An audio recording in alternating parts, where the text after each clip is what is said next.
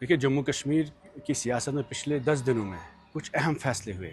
सबसे बड़ा मसला जो जम्मू कश्मीर में इस वक्त दरपेश हुआ कि सिराजुल उलूम जो शुपियन में एक इंस्टीट्यूशन है और अवामी इंस्टीट्यूशन है, जिसका सबसे ज़्यादा कंट्रीब्यूशन जनूबी कश्मीर में है, तालीम के हवाले से, तरबियत के हवाले से, दीनी तालीम के हवाले से। एक ऐसे इंस्टीट्यूशन को बैन किया गया यूएपीए में, और जम्मू कश्मीर की सरकार टस से मस नहीं है, ना इस मुद्दे पे बात की गई। और इस मुद्दे पर मजम्मत तो दूर है, ये इंस्टीट्यूशन न सिर्फ स्कूल डिपार्टमेंट में रजिस्टर है, बल्कि हायर एजुकेशन में कश्मीर यूनिवर्सिटी में इसका डिग्री कॉलेज रजिस्टर है। ये इतना अहम इंस्टीट्यूशन है जैसे जामिया मिल्लिया इस्लामिया एक वक्त होता था, अलीगढ़ मुस्लिम यूनिवर्सिटी एक वक्त होती थी। इस मुद्दे को डाइवर्ट करने के लिए अचानक 8 महीना पुराना एक मुद्दा उठाया जाता है राज्यसभा इलेक्शंस के हवाले से, जबकि आज इलेक्शन नहीं है और इलेक्शन को हुए 8 महीने हुए हैं। और इतना ही नहीं, उसने नेशनल कॉन्फ्रेंस में 3 राज्यसभा की सीटें जीती है। आज इनके पास 6 एमएलए है, 6 एमपीज़ है। एक को छोड़ के कोई भी बाकी एमपी न कश्मीर के मसले पे बात करता है, कश्मीरियों के मसाइलों पे बात करता है, न पॉलिटिकल प्रिजनर्स के हवाले से बात करता है, न फलाए आम के स्कूल जो बैन हुए उस पर बात करता है, न सिराजुल उलूम जो कल इंस्टीट्यूशन बैन हुआ उस पर बात होती है। और उससे बड़ा मसला जम्मू कश्मीर की रिकॉर्ड्स को लेकर जो हमारी विरासत है वो उर्दू ज़ुबान है। उर्दू ज़ुबान के हवाले से सबसे पहले जमाबंदी का जो रिकॉर्ड है उसको डिजिटलाइजेशन सिर्फ अंग्रेज़ी में आज की तारीख में हो रही है, और हरियाणा का एक एप्लीकेशन इस्तेमाल किया गया और सारा रिकॉर्ड जम्मू कश्मीर की सारी ज़मीन की जमाबंदी अंग्रेज़ी में हो रही है, उर्दू से शिफ्ट की जा रही है। उसमें कई सारी गलतियां हैं, लेकिन लोग इसलिए क्लियर नहीं कर पाते क्योंकि जो पुराना हमारे पास रिकॉर्ड्स था उसको इरेज कर रहे हैं। तो this is an eraser of the history which this government with 50 MLAs is doing. ये चीज़ें गवर्नर रूल में भी नहीं हुई, ये चीज़ें भाजपा ने भी अपने वक्त में नहीं की, और ये चीज़ें इस सरकार में हो रही है जब इनके पास रेवेन्यू मिनिस्टर चीफ मिनिस्टर खुद है, 50 एमएलए इनके पास है। उसके बाद ये ऑर्डर चीफ मिनिस्टर के दफ्तर से इशू होता है, रेवेन्यू मिनिस्टर के दफ्तर से होता है कि आप जमाबंदी अंग्रेज़ी में करिए। उसके बाद जो रिसेंट ऑर्डर आया कि रेवेन्यू में जो रिक्रूटमेंट सर्विसेज है, रेवेन्यू सर्विसेज जो है उनमें से अब उर्दू कंपलसरी नहीं है, और उसके लिए पब्लिक ओपिनियन मांगा गया। क्यों मांगा गया? क्या कश्मीरियों ने कभी कहा जिन लोगों ने आपको वोट दिया आप हमारे नुमाइंदे हैं, क्या 50 एमएलए को ये नहीं पता कि हम उर्दू की ज़बान को रेवेन्यू सर्विस में चाहते हैं, हम उर्दू की रिक्रूटमेंट को, उर्दू के होने को हम रेवेन्यू सर्विस में चाहते हैं? उसके बाद शोर शराबा हुआ और इस सारे मुद्दे को डाइवर्ट करने के लिए राज्यसभा का मुद्दा लाया गया।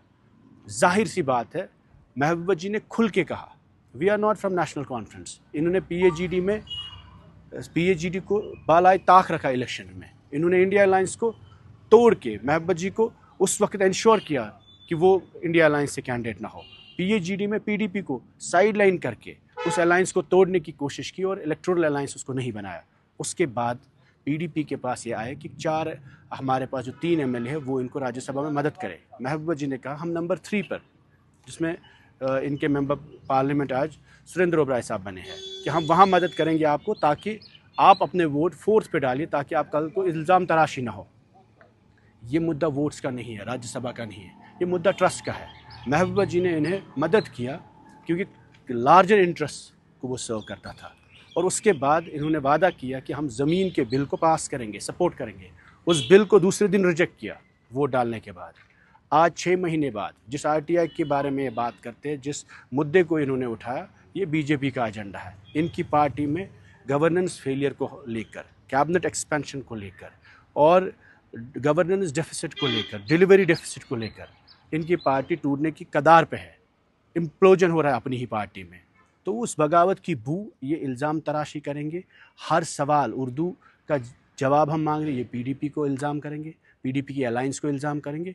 जम्मू कश्मीर के लोगों ने इस हुकूमत को एक मैंडेट दिया है। इस हुकूमत ने मैंडेट लिया जम्मू कश्मीर के तहफ़्फ़ुज़ के लिए, जम्मू कश्मीर के दिफा के लिए, यहाँ की ज़मीन की दिफा के लिए, यहाँ के मेरिट को दिफा करने के लिए, नौकरियों को दिफा करने के लिए। 21,000 नौकरियाँ आउटसोर्स की गई, बाहर की कंपनीज लाई गई, किसकी इजाज़त पे? और इन्होंने कहा हम 1 लाख नौजवानों को रोज़गार देंगे। क्या ये सवाल अपोजिशन का जायज़ नहीं है? क्या अपोजिशन जब ये सवाल उमर अब्दुल्ला साहब से करे या इनकी हुकूमत से करे तो क्या हमारा काम नहीं इनको ड्यूटी बाउंड बनाना?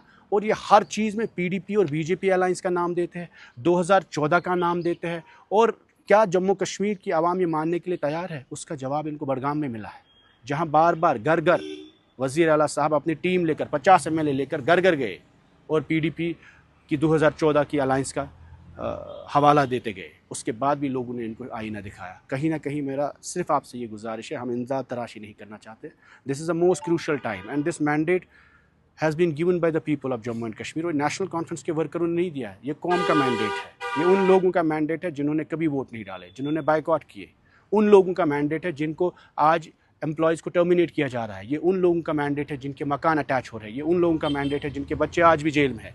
और ये उन लोगों ने मैंडेट दिया उमर साहब को जो ओपन मेरिट के लिए आज रैशनलाइजेशन मांग रहे हैं या जो बेरोज़गार है, उनके सवाल करना हमारा काम है। और उसके बाद नेशनल कॉन्फ्रेंस को जिस चीज़ के लिए मैंडेट दिया गया, उन चीज़ों पर ये डिलीवर करे, खरे उतरे। उसके बाद अगर इन सब मसलों को, इनको लगता है कि इन सब मसलों का डाइवर्जन ये 2014 की अलायंस से निकाल सकते, शायद इनकी गलतफहमी होगी। या अगर इनको ये लगता है कि पीडीपी को इल्ज़ाम तराशी करने से हमारी गवर्नेंस डेफिसिट या इनका जो वैक्यूम है या पार्टी का इम्प्लोजन जो है वो शायद हल होगा, तो मुझे लगता है ये बहुत गलतफहमी में रह रहे हैं। There are much pressing issues that the government needs to address. शुक्रिया। धोखा कौन दे रहा है लोगों को? देखिए, नेशनल कॉन्फ्रेंस ने एक बहुत बड़ा मैंडेट लिया है। अगर आप मीडिया पॉलिसी के हवाले से ही देखें, क्या रिव्यू की गई? इन्होंने रिजर्वेशन की पॉलिसी को रिव्यू करने का वादा किया गया। 300 रुपया जहां बिजली का बिल आता था, आज 3000 रुपया आता है। इन्होंने कहा वाटर प्रोजेक्ट्स को वापस देंगे, 2 नए प्रोजेक्ट्स एनएचपीसी को दिए। और इस तरीके में जम्मू कश्मीर की आवाम, देखिए 370 का रेजोल्यूशन हुआ, पीडीपी ने लाया। ज़मीन का बिल पीडीपी ने इनिशिएट किया। डेली वेजेस का बिल पीडीपी ने इनिशिएट किया। यूनिवर्सिटी का बिल पीडीपी ने इनिशिएट किया। डिस्ट्रिक्ट्स और डिवीजन्स पीडीपी ने इनिशिएट किया। हर मुद्दे पे इनिशिएटिव पीडीपी का है। उसके बाद ये फॉलो अप करते हैं। डाइल्यूट किया 370 का रेजोल्यूशन, डाइल्यूट किया लैंड बिल को, डाइल्यूट किया डेली वेजेस के मुद्दे को। हम सिर्फ इनको ये बताना चाहते हैं कि ये मुद्दा अहम है और ये क्रूशल टाइम है। आप इस चीज़ में न फंसे, इल्ज़ाम तराशी में, या 2014 और 15 और 16 में। आपके सामने एक बहुत बड़ी जिम्मेदारी है। 50 एमएलए शायद हिस्टोरिकली किसी पार्टी को यहाँ मिले, और आप अपने मैनिफेस्टो को इम्प्लीमेंट करें। शुक्रिया।